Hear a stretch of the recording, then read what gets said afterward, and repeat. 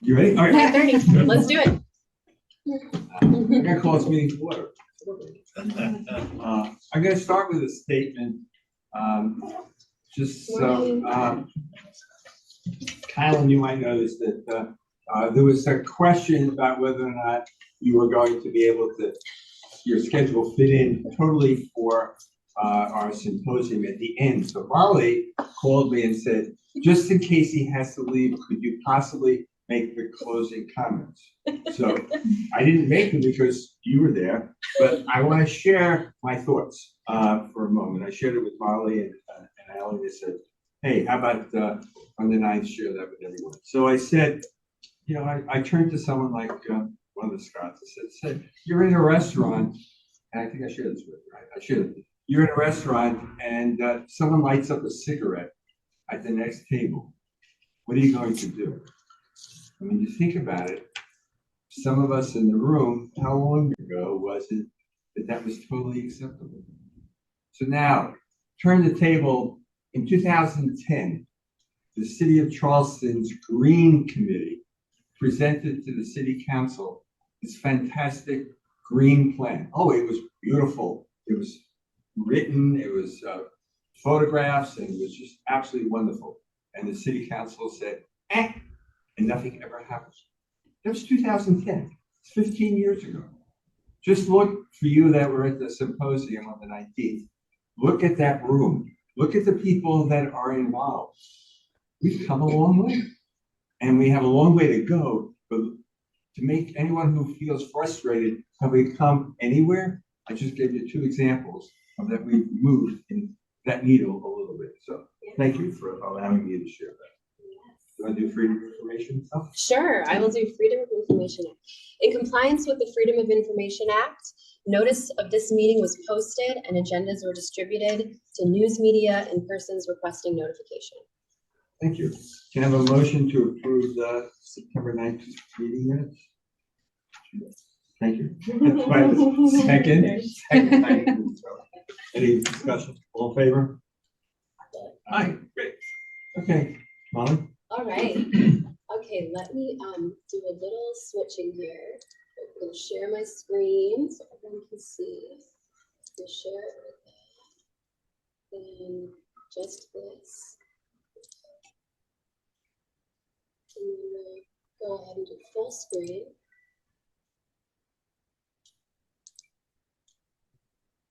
Okay. All right, looking good. Okay. All right. Yes, well, thank you everyone for being here. Welcome. We have a lot of really fun updates to share. This is our last meeting of 2025, and this is our 5th meeting of 2025. And this is really the end of our first year here as a team. So we have a lot of really fun updates, things to share, and things to talk about. Our first big update is that we have a new member of our team, Christoph, and Christoph helped us, he's only been with us since, end of September, like beginning of October, and has done so much for the team, really, really bolstered us up. So I'll let Christoph introduce himself. Hi, I'm Christoph from Haskell. I'm originally from Switzerland. So I'm currently doing my current master's at the College of Charleston. I briefly did my undergrad in North Carolina at the University of Asheville. Unfortunately, we got hit with that hurricane, so I moved down here to Charleston. Now we're getting used to the hurricane season down here, so it's been kind of a fun deal on focusing in kind of sustainable transport systems and some policy that accounts for goodness. You're welcome. Yeah, thank you, Christoph. Welcome to the team. Okay, so some business before we get into updates. So this is the last committee meeting of the year, and it's also a time to look at our term review. So the committee is, we get 3-year terms. Members have 3-year terms. So that means that some folks are coming to the end of their term. We've also had a couple of folks who are transitioning out. So Diamond, we all know Diamond left the chamber, and that's amazing for her. But we are looking for a replacement from the Chamber of Commerce right now. Once her position is filled, we'll have someone on the committee. Also, Nina, congratulations! Yes, we're so excited for her. And Kristen Miguez is going to be stepping in to fill her role. Scott Runyon, he's with Dominion Energy. His term is expiring, but he agreed to have another 3-year term. So at tonight's council meeting, we'll have both Kristen and Scott appointed to the committee, and they'll be joining us next year. So any questions on membership or anything like that? Okay, all right. So we'll go right through it. So leadership. That's the next thing. So right now, Stuart is our chair and Scott is our vice chair. If there are any other folks who'd like to step into that role, now is the time. Otherwise, yeah, we just need a motion to nominate the chair and vice chair for 2026. I'll entertain a motion. Somebody. I think you're doing a great job. And my partner over here as well. Absolutely. Oh. All right, is there a second? Second. All in favor? All right, thank you. All right. Okay, that was easy. Great. Excellent. Okay. Moving on. So updates on the symposium. I think many of you attended the symposium, which is fantastic. Thank you all for being there. We had over 180 attendees. These were folks from over 60 organizations, including over 20 local, regional, state, and federal governments, and over 30 NGOs, nonprofits. So we had a really big, broad scope of folks who were there. We had 10 municipalities out of the 16 in Charleston County, which is a really, really good showing, as well as 3 utility companies. Also, this would not have been possible without the support of county staff. Many of you are here, as well as, Catherine's over there, with SCORE and Adelaide, with the Furman Institute. This was a county effort, so appreciate everybody for your support in making this happen. We also had people tabling. We had vendors in the front lobby, and those got a lot of really good attention, so that was great. And this event also achieved a 97.2% landfill diversion rate. So all of that went away from the landfill and was composted, which is so exciting. And I don't know, Allie, do you want to speak to this a little bit? Yeah. So we wanted to be really intentional with everything within the symposium. We wanted to kind of try to practice what we're preaching here. And so along with representing the 5 different big moves within the sustainability plan, our last one is circular economy. So we wanted to make sure that we could be a leader within letting people know that no matter the size of the event or the type of event, you can make it a zero waste event. So we worked with Charleston Zero Waste before and after the symposium. So we met with Charleston Zero Waste as well as Trident, Trident Technical College, and we went through and talked through everything that they would be doing that day to make sure that it was either reusable, recyclable, or compostable. So, and then we set up those 3 specific waste streams all throughout the venue, as well as provide signage so that no one would get confused. So this waste composition is for the whole event, even the back of house. So the Charleston Zero Waste events met with all the back of house staff, the waiters, waitresses, the chefs, to talk about how to properly compost. So the landfill waste stream was composed of plastic cling wrap. So we tried to scrape off as much food as possible within the compost, but if it was too dirty, it had to go into the landfill to reduce contamination, as well as duct tape, rubber gloves, sternos from the buffet, a few coffee cup lids, and then the jelly packets, as well as the duct tape from the floor for the AV. So this truly is encompassing everything that our event had. So it's pretty impressive, I think, if I say so myself, but. Yeah, and thank you, Ally and Jamie Gillette from the city for really having the thought to, even try this and do this. I know Lindy at Trident Tech she was like, this is awesome, this is great, I can't believe we can do this. So it's a lot of that kind of eye-opening, information sharing, all of that. It was a great event for that. Okay, well, before we leave this part of the symposium conversation, are there any comments about the symposium that you all want to share, or perhaps thoughts for if we were to do this again next year? What might we consider? I know we have Scott, who is a speaker. Thank you, Scott, for speaking. And a lot of poster sessions were there too. So yeah, just open it up if there's any thoughts. I think one thing we gotta look at, we're going through the budgeting process right now. And so for the art side to start developing what we're going to do this next budget cycle, because we're formulating our budgets for next fiscal year now. So if you're gonna do this again, or, start formulating something. I think we should look at doing something annually, whether or not it's a symposium every year, or something alternative, but maybe put our brains together to look at what should we do alternately, maybe do a symposium every other year and do something else in the intervening year. Yeah. Well, I was thinking, because I know we've talked about this before, but this was directed at leadership and, folks that are in the resiliency space kind of doing the work, but, the community members are another one we have to bring in something like this, right? Because we need to have the community members actually kind of interface with these same folks, and that's one idea. Right? Yeah, definitely. Anybody else? That's a great point. I mean, how to make this more public facing, and what that content would look like, or how, just really how to do that. Even you're talking about the general organization tables.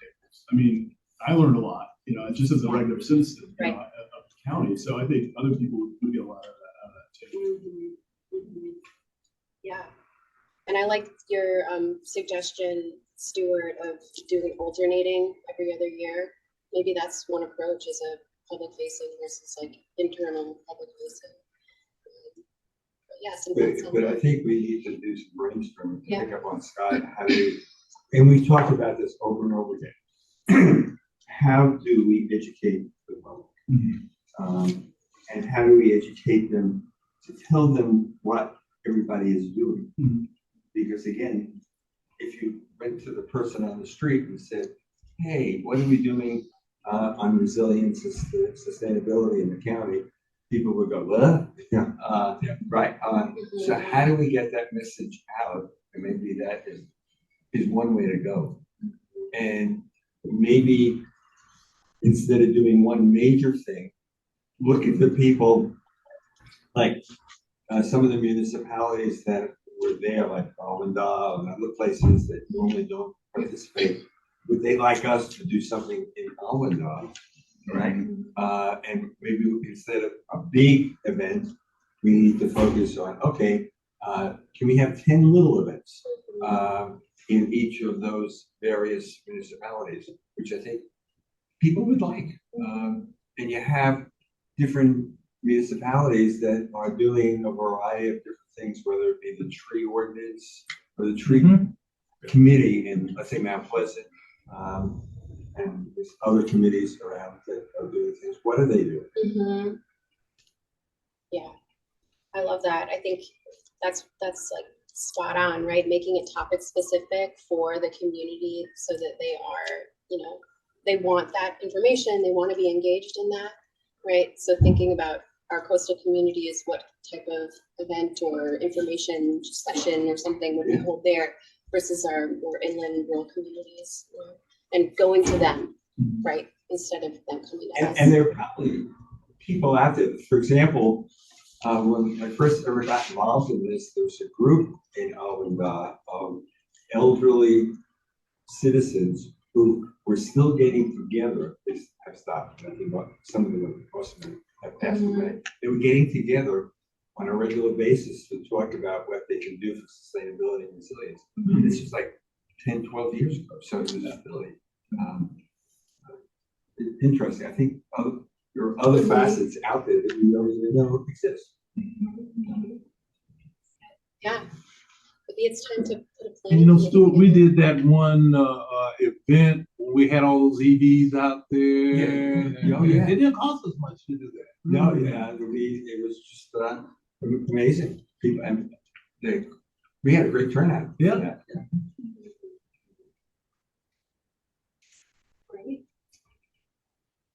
Great. Well, if you actually have an idea that we shouldn't lose, maybe we could do thematic events. And it doesn't always have to be EV, but it could be thematic events in different localities. Yeah. Okay. That's a good idea. Yeah. Yeah. And the point about budgeting, in order to make this happen, we need the funds to do it. Mm-hmm. So. Well, we're going to rely on Walt. That's why I said you got to put it in the budget. Yeah. Who puts it in? Who does that? You? Yeah, we put it in the budget and hopefully we'll. What we did last year, we didn't have an idea what we were going to do, and so I just told them, hey, put $100K in the budget. That's right. For resilience and sustainability stuff. Right. I had no idea what we were going to do, and so stuff is really important. Yeah. We still need that stuff this year. Yeah. Okay. Great.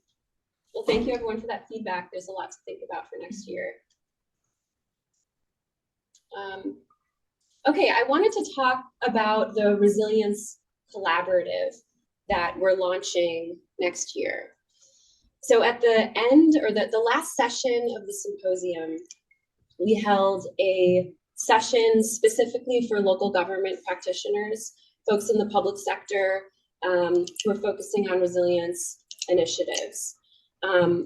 We had awesome facilitation from Shy Institute and Furman University, where we first looked at, we got together, put all of our thoughts on stickies about all of the challenges that we were facing, and then we put those thoughts on a board and developed solutions to each of those. And then we drew lines between the barriers and the solutions and found that some solutions can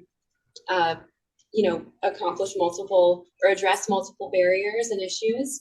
Others are a little more nuanced. So talking through that a little bit, that really set the stage for this resilience collaborative that we want to launch in February. February 12th is our new date. So Stuart, that's the date. Yes, we're going to send out an email, I think this morning to announce that new date. But essentially what a resilience collaborative is, or what this group is trying to achieve, is to provide a space and actually like a structure, infrastructure for local government practitioners to connect, coordinate, and innovate for the purpose of advancing those shared goals. So we all know that we have shared goals about resilience and sustainability. We know that we can come up with some really great solutions together, but how do we put those solutions into action? How do we make this, actually happen and make change this way? So the Resilience Collaborative is going to be an intentional group that, thinks about these issues, that comes up with solutions to address them. And then as this group grows, we can, create more systematic change that'll impact the entire county, right? So we're not operating in silos. We're not operating at the municipal level, but the county is really working to bring all of those municipalities together. So we're addressing these problems. So we have this resilience inventory, which is an inventory of, I think, over 300 programs, projects, plans, initiatives related to resilience and sustainability that we've collected from the COGS Resilience Forum earlier last year, as well as a lot of the work that we're tracking for the sustainability plan and several other initiatives that have happened throughout the year. We're putting all of those into one spot so we can identify where are we focusing a lot of our attention, our investments, our thoughts, our staff time? What are those topic areas that we're really leaning into, and where are we maybe not leaning into as much? So just getting a baseline, that understanding of what are we doing? And then going that next step of developing those shared solutions, or how do we achieve some of the things that, we would like to put more time into, or that, how do we prioritize that, right? And this Resilience Collaborative is going to help do that. So we're launching this in February. I guess a question for the group in kind of understanding what the goal of this collaborative is and what we're trying to accomplish. What do you think would be most beneficial for this group to kind of focus on and maybe tackle right away as the group kind of comes together, right after the momentum of the symposium, everyone's excited about what we can do together. How do you think we can harness that energy?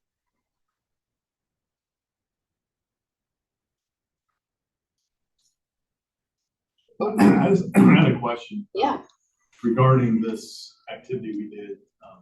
Is that all gonna be shared out? Because I think, I just need to look at some of these things and kind of that would help my brainstorming and kind of thinking of what we can focus our attention on. Like you said. Definitely. Yeah. I think that's like the first kind of big task for this Resilience Collaborative is looking at this data and really understanding what is the baseline. What are we working on? What are we not working on?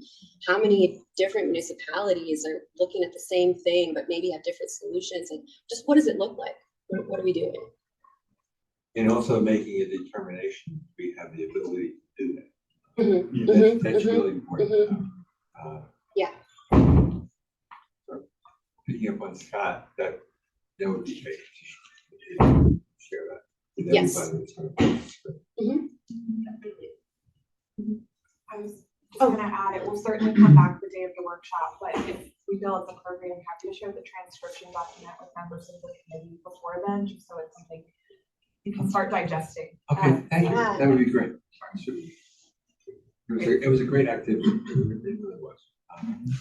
And I think also that the other I said this alluded to it before, the other municipalities were really thrilled to be here and to be participating and looking at, we're not here by ourselves, especially the smaller municipalities. One question I have is, how do you communicate such a complex array of diverse information to a group like this, and the community itself, which is going to have a different ability to absorb so much information? Yeah. That would be a question I would have. Is just Mm-hmm. how would you like to approach that? Help in any way? Yeah. Well, we're leaning into the framework. We're sort of using the Reality Check 2.0. They had 5, I think, county-wide priorities that we all wanted to achieve when we met last, May sometime. That was facilitated by the COG, right? So we're leaning into that, using that as a framework, saying, we've already asked you what your priorities are, what you care about, what the issues are, the big challenges in the region. So if we can kind of organize these 300 plus initiatives, programs, policies around those, 5 priorities, then, that's a way to kind of communicate, what are we doing? How are we doing it? Are we reaching the goal of, affordable housing? How many projects are we doing in that area? It's just a way to kind of categorize. So that's one way to do it, but it's always a challenge, right? Because resilience is a nebulous topic. And if it's not kind of zeroed in on specific things, it can be difficult to understand. So There's always, if you see a list of 300, 400, 500 things that start coming in, that's overwhelming. To most anybody. right. Sometimes. Yep. Yeah, that would be really helpful. Yeah, I think organizing it into those priorities would be easier. Are they organized or are they just random right now? Random right now. They're not organized It's yet. like 50-50 because we're combining everything from the symposium with the organization and the Airtable that was already created. So from my understanding, Adelaide and I will work on combining them. And then when it's public, it should, the Airtable software should be able to split up and filter. So okay. it'll be those tiles ideally, Yeah. and then someone can look at, oh, I wanna see, I'm not familiar with the 5 priorities from the 2.0, but thinking back to how I separated for the plan, if someone wants to do like, transportation, you can click transportation and then see all the events that fall into that category. So we'll have that.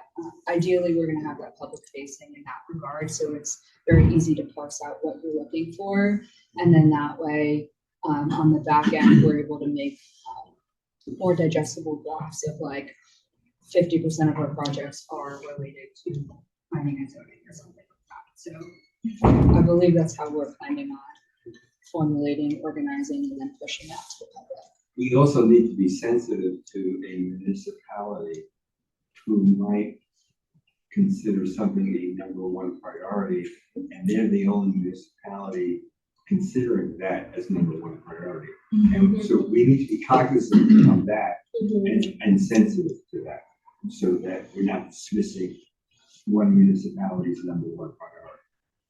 Yeah, definitely. That's a great point. Any other comments or questions? That's exciting. Yay, yeah, we're excited.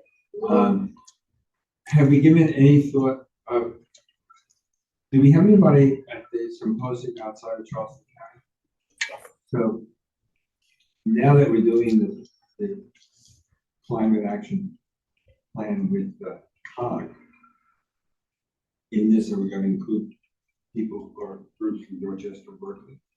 Yeah, so there are some initiatives in our inventory from other areas. I know, like, for example, Beaufort, and I just saw Juliana Juliana.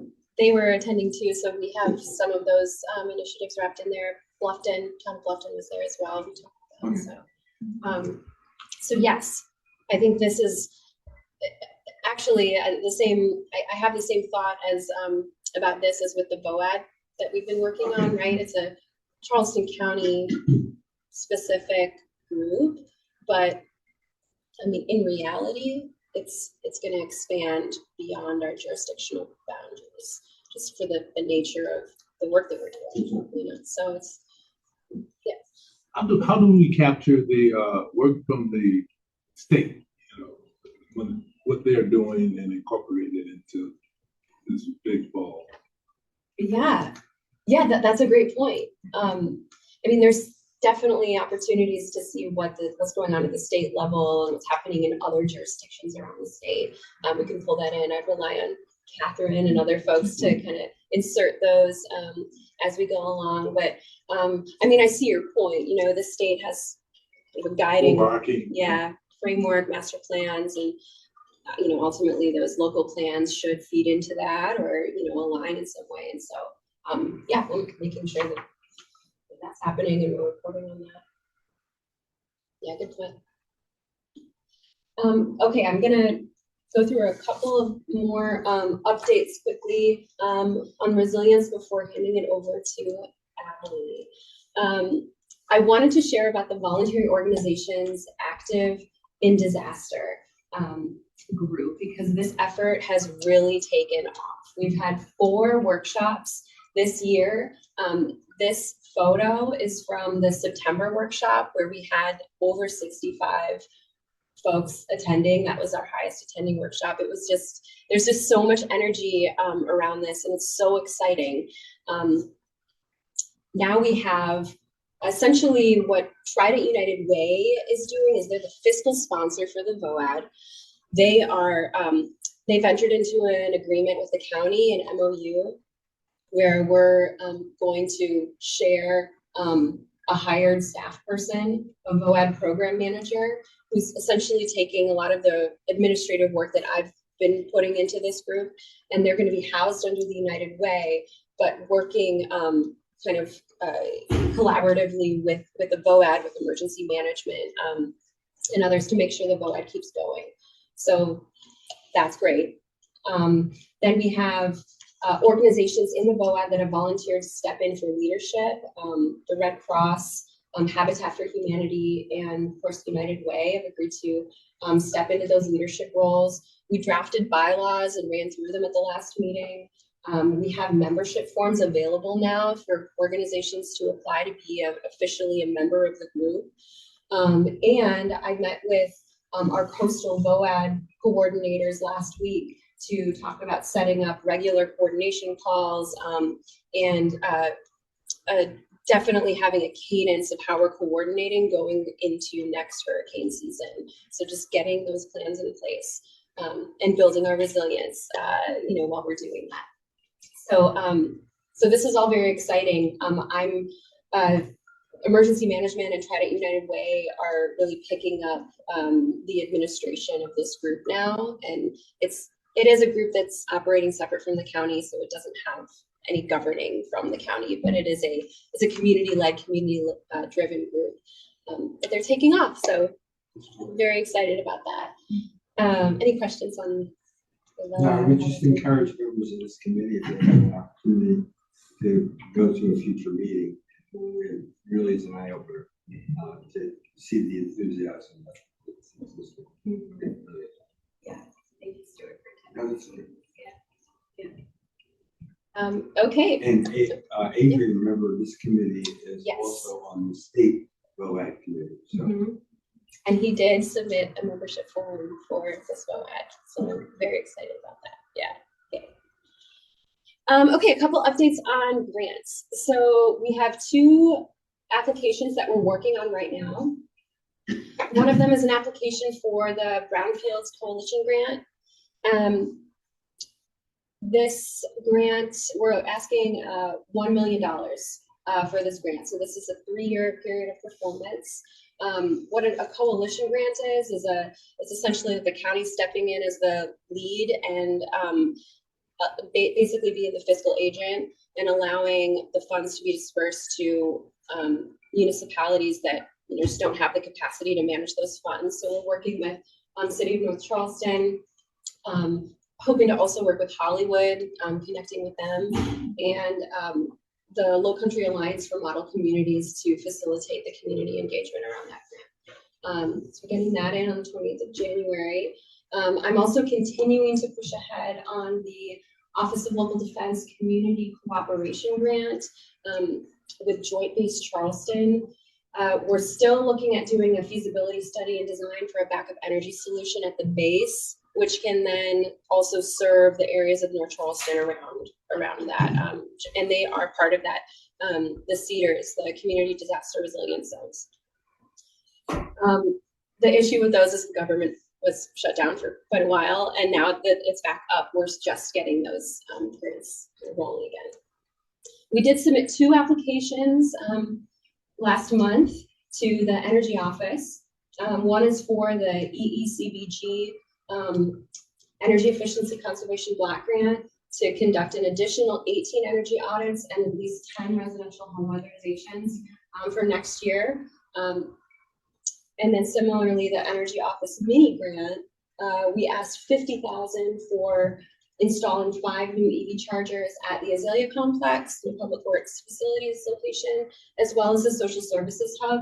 Both of those locations have conduits installed already, so we're just asking for the chargers on top of that. And I think we'll hear by, early next year if we receive those grants.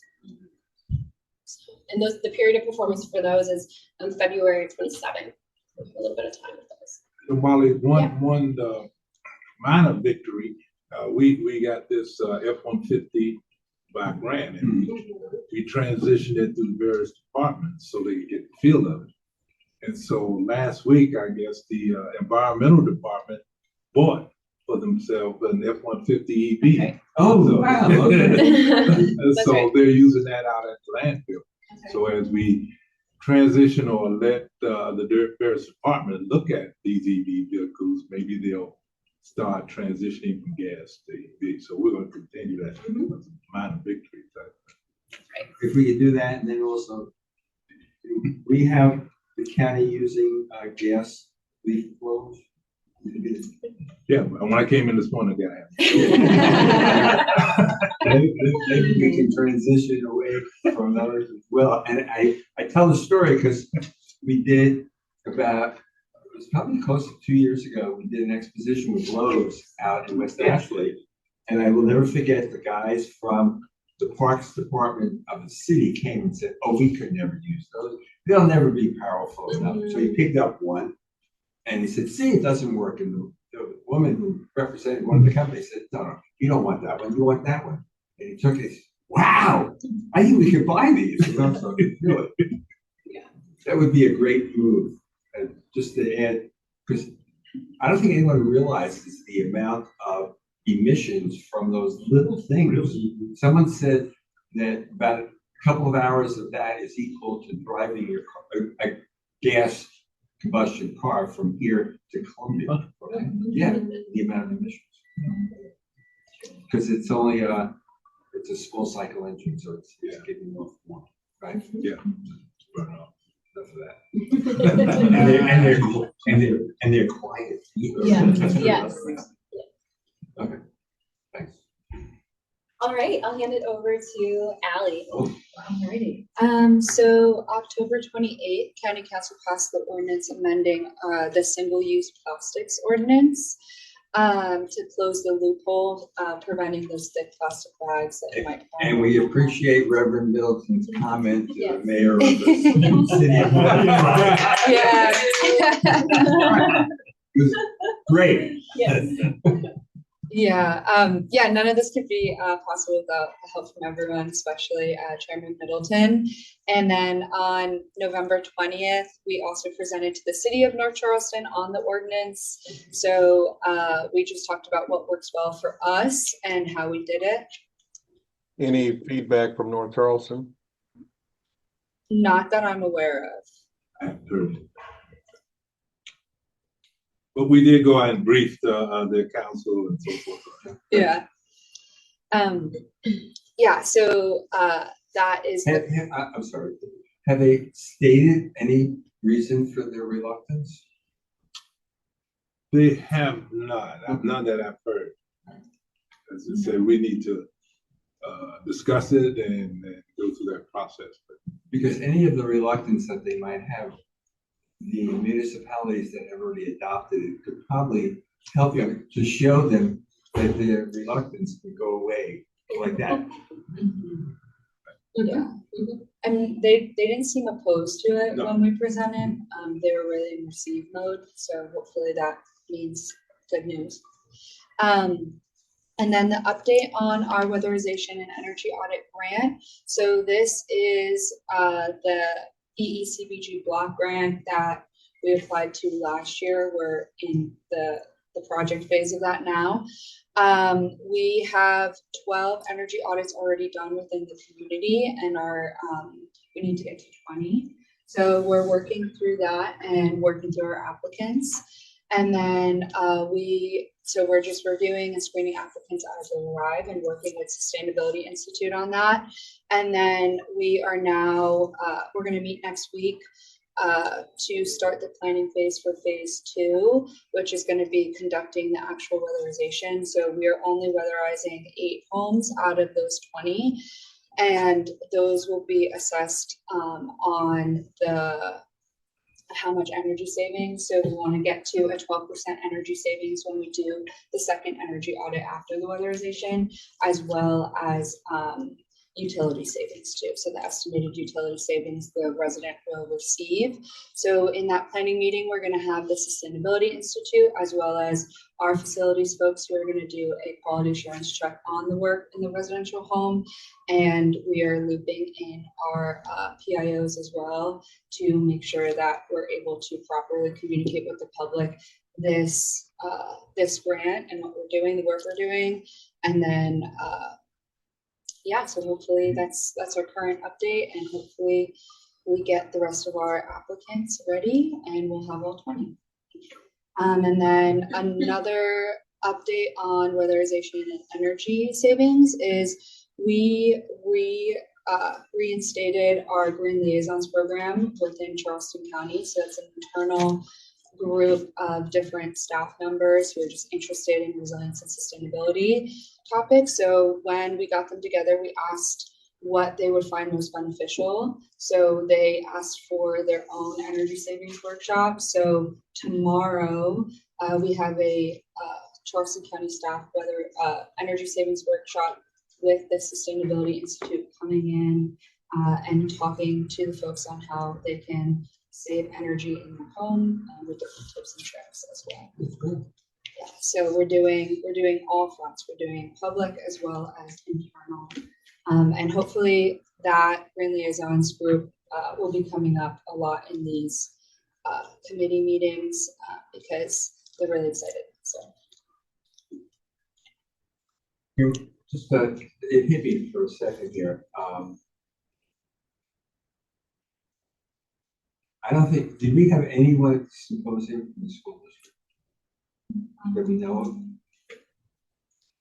Not that I know of. Well, because of what you just said, if we're getting those people to come in and talk to the staff here, how can we include Charleston County School District? Because again, that's a wonderful pipeline to get into those kids. So, That's a great point. you know, as I've said before, so I'm repeating myself, but recycling in the United States started in public schools. So if we got that to be that successful, something like that, what else can we do? Because it's amazing how children can send that message home. And we saw that, we've seen that with all the compost workshops, especially where children were involved, it just permeates within their area. But we need someone from the school district, so maybe we can reach out to the superintendent's office and say we'd like to start some good conversations. Yeah, okay, so moving on to our greenhouse gas inventory. So as you all may know, the COG is doing their own climate action plan. So an offshoot of the climate action plan is called Local Pathways, and you can fill in whenever you feel is best. So with Local Pathways, the contractor SSG is providing a greenhouse gas inventory for all the municipalities that want to be a part of it. So we're a part of it. I know Dorchester and Berkeley both have representatives as well. Yeah. And then I think the city of Charleston. City of North Charleston, I wrote that wrong here. Avondale, James Island, Mount Pleasant, Folly Beach, City of Charleston, North Charleston, Somerville, Goose Creek. So we were able to get our inventory back, and then the next phase of that is SSG is going to come up with some strategies similar to the ones in our, for us, it's going to be similar to the ones in our plan to kind of talk about how we can reduce some of the findings in the inventory. So we were able to get our 2023 inventory back from SSG, and this is just a little bit of a breakdown. If you see the disclaimer, just because it was for the COG at a regional level, the breakdown for the inventory is slightly different modeling. Their scope is slightly different modeling, but we have talked to SSG and we will get a more comparable version in the new year. So I can bring that up in the next committee. But the 2020 inventory is what you'll see in our current sustainability plan. So that is our baseline. And then the 2023 is what we received back. The numbers are very, they're very different just because of the modeling. So think about, they look at the whole region, and then they kind of parcel it down and more average it in this modeling scope based on the climate action plan for the region. So that is one of the main reasons on why you see these big differences. See the difference on industrial. Yeah, what I would like that, and we'll talk later. Yeah. Understand, the difference like in the blue area. Well, here, I think what, as Ali said, we've asked SSG to go back and just to Recap. refine what they've given us so that, is it really accurate or not accurate? And then, I asked the question because, when we did the original 2020 inventory in Charleston County, not SSG, but the person here did it, she did not include the airport. I know that as a fact, because we had that conversation, unless I'm totally, my mind's totally gone. Okay. So it'd be very interesting if SSG, when they did the 2022, It was 2020 data. right? Yeah. Yeah. Did they include the airport or not? And are they now including the airport in the 2023? That would be almost 500,000 metric tons of carbon dioxide. Do you know if the data is for the 2020 data for you guys? I'm not 100% sure. 'Cause I know in this they did. That's what I know they did in the Yeah. 2023 So that could also be, We're trying to find that answer. Yeah. Okay, because it's the Yeah, same I can see modeler, it. right? Yeah. So she should maybe know. It's a different modeler. Is it okay? But they're talking to each other. Oh, okay. I got them on a phone call, so they're gonna rectify, Yeah. and give us some more, yeah, even apples to yeah, apples. even SSG's calculation from 2020 was different from the results here. Somewhere here, the total amount of billion tons equivalent of carbon dioxide was less than 5 million. When SSG did it for the county for the climate action plan, it was over 6 million. So there was a discrepancy even there. So somebody needs to go back and So we'll all be on the same. and clean the data, right? Yeah, so we're looking at getting that in the new year from SSG. And the main discrepancy between the previous coordinators and SSG is kind of the scope. So the previous coordinator, she looked at it at a more localized level of what we can directly control within the county. Okay. So that would take into account like the commuter status of Charleston County. So I do plan on doing a more localized one to be able to compare specifically what Charleston County is in that like scope 1, what we actually can control and what we are directly impacting, whereas SSG takes it from a larger scale and they look at things such as like ports, so boat travel just throughout Charleston County if it passes through. So that's a little bit of a larger scale, but that does include more factors outside of our control. I don't know, if SSG in the data we used originally in Charleston County, we used the transportation data from the COG. That's where it came from. Yeah. I think we just need to partner up and whatever we need to do.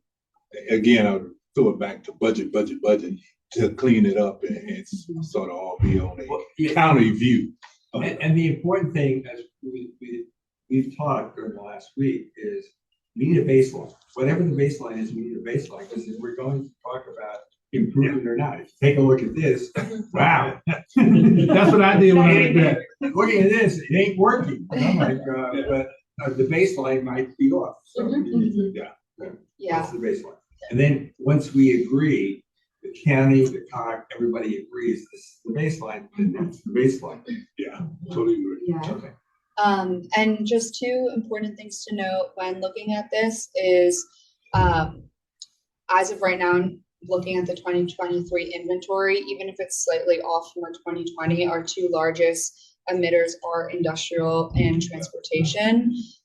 So no matter how you look at it, those are two big focus areas we should take into consideration. The second is, these are both before we adopted our plan and we really started getting to work and this division was fully formed. So those numbers will look slightly different because this year, 2025, we really started pushing and making significant strides within our projects and our emissions reduction. So those are just a few things to know. Definitely. So, Nina, on Thursday, can we continue this conversation on baseball because we're having a COG meeting on Thursday. But the call meeting on Thursday might not happen, unfortunately. Oh, it's not happening? No, I don't think so. Oh, when Yeah. when will we know? So You today sure? I will let you know. Oh. It's not happening. Thank you. Yeah, I'll use the free time on Thursday. yeah. Um, But yeah, for next meeting, definitely, we should talk with SSG or set up another meeting, just the county, this group and SSG maybe. yeah, Would be definitely. worth it, yeah. And then moving on to outreach events, since our last meeting, we have been very busy. So we did a College of Charleston composting workshop. While our composting workshops aren't, we're not doing them as often, we are still trying to keep like a good tab on all the different municipalities and getting people involved and thinking about some of those grants that come up that allow the municipalities to get a compost site or the bins to hand out to the public. We also had our VOAD workshop, like Molly talked about. We partnered with the Marsh Project, which is a local nonprofit, and we did a 36th annual litter sweep. If you see below, those are 2 photos from it, and we were able to pick up 200 pounds of trash that prevented that trash from going into our local waterways. We had a good turnout. It was super fun. And then we also had our Sea Rise stroll that we partnered with the aquarium on. And that's that photo on That the was top fun. left. There's some of us in the room here that were there too. And enlightened.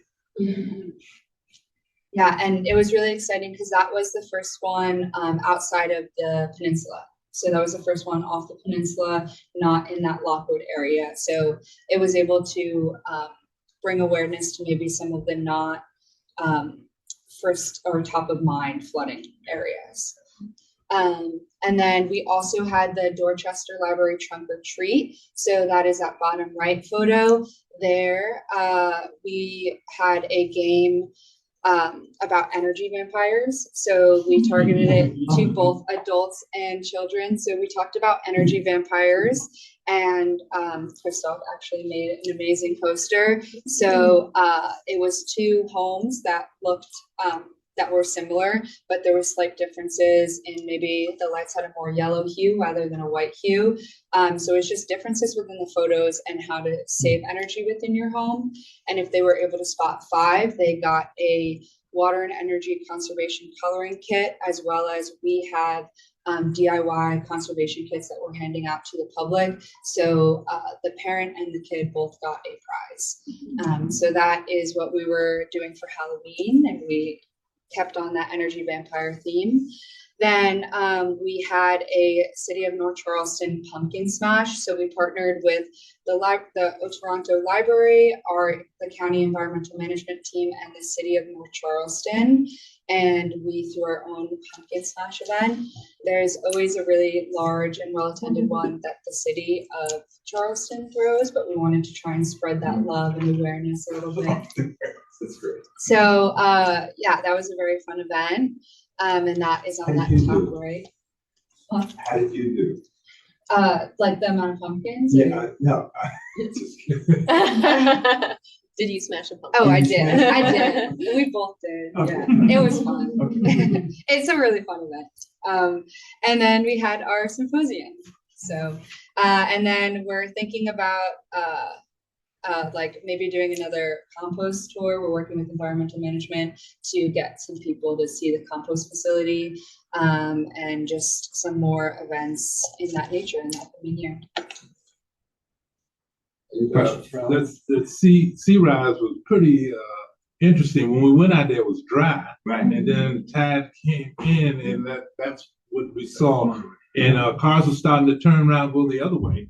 And the other dichotomy is construction was going on over this side. Yeah. Question, construction. Yeah. Did they know the prices as they were buying $500,000 homes or Right. $900,000 homes? So Yeah. where was this walk? On Seafood Road. 10 miles. I 10 did, I miles. thought that was, 10 I miles. I was like, that looks Yep. like that intersection right there. Exactly. Yeah.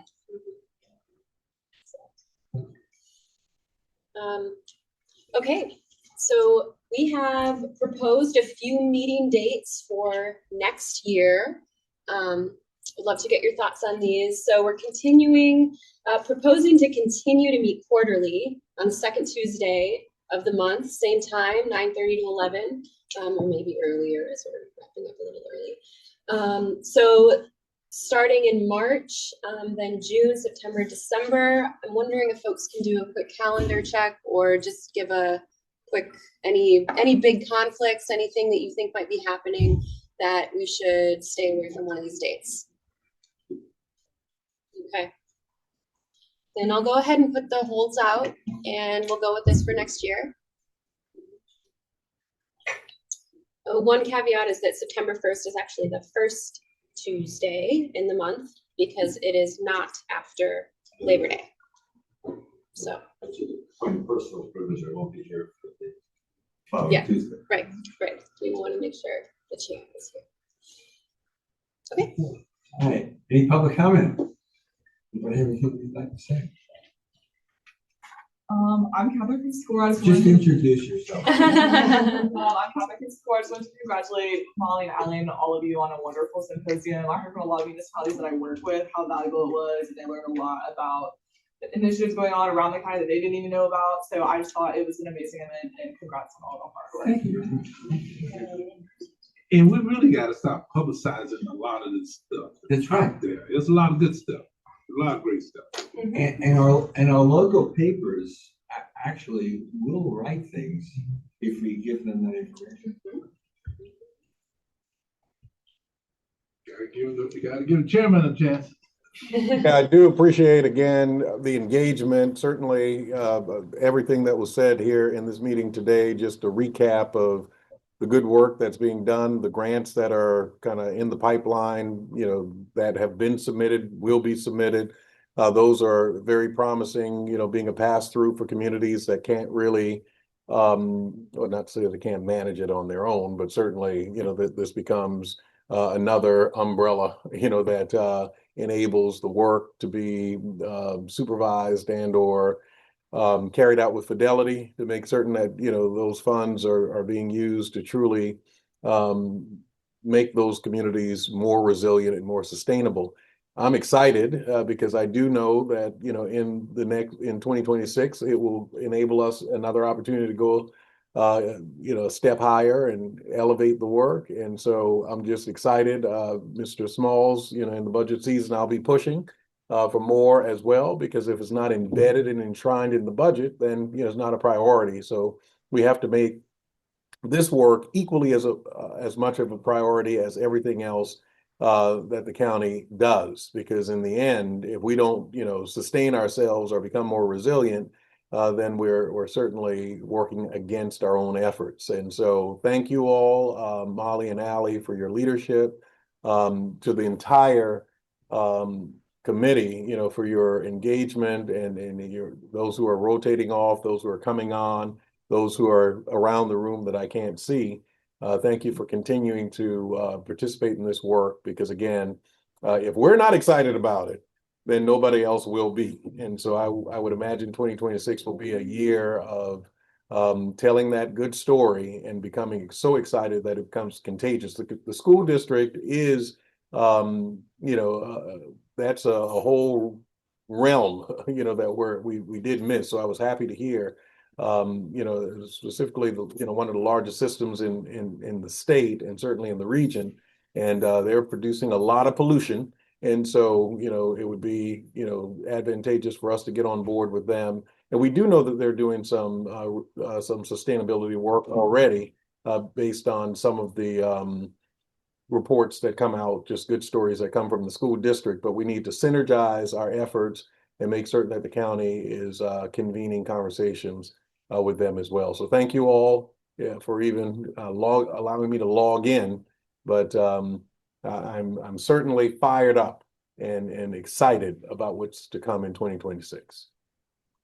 And taking the prerogative of chair, our enthusiasm also is a result from your enthusiasm. So, and for some of us, I've said this to you personally, but I'll say it publicly. Some of us who've been on this committee with other county chairs, we're seeing your enthusiasm really permeate everything that we do. And we thank you for your leadership in allowing us to move forward. So thank you, sir.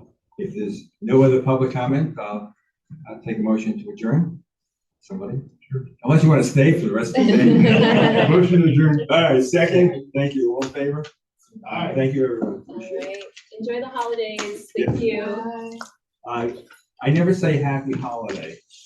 I always say Merry Christmas.